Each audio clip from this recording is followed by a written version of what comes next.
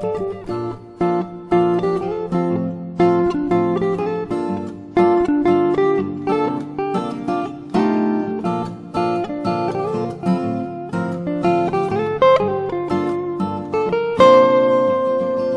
was in a men's room at CCBC right after the evening service.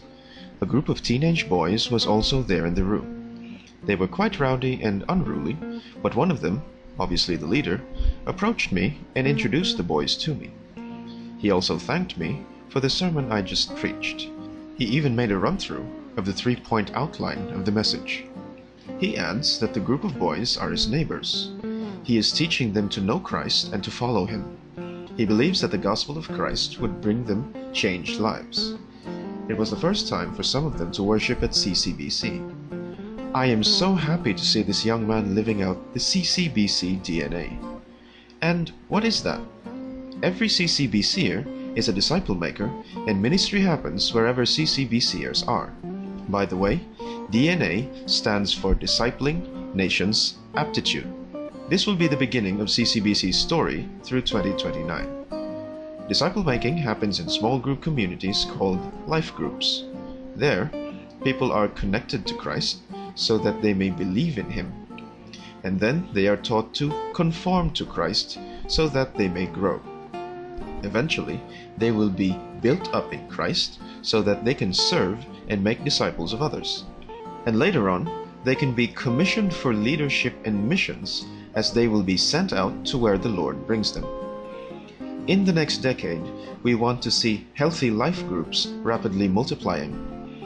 That young life group leader will eventually be a seasoned disciple maker who could mentor, train, coach, and multiply spiritual leaders like him. CCBC will always be a seedbed for spiritual leaders. They will be the type of leaders who will make a difference in their homes, their neighborhood, in the marketplace, among the least reached peoples, in the nation, and in other nations. They become God's change agent.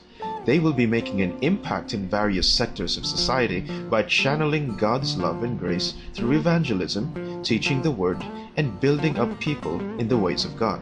The life groups formed will join together regularly for worship and mutual encouragement. They will be the core members of a daughter church that would replicate the CCBC DNA in another part of the metro, or in another city in the Philippines, or in another country.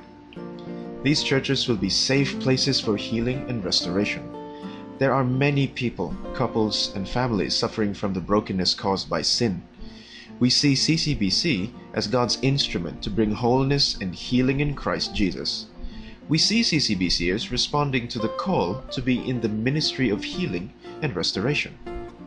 CCBC facilities would also be a counseling center where people will find hope and help for their lives broken by sin. So we envision adequately equipped facilities that are accessible and conducive to do effective ministry, and a place where we can honor Jesus Christ, who is the head of the church. CCBC's story begins with you connecting to Christ and grow to be a blessing to the community around you. This will be our story.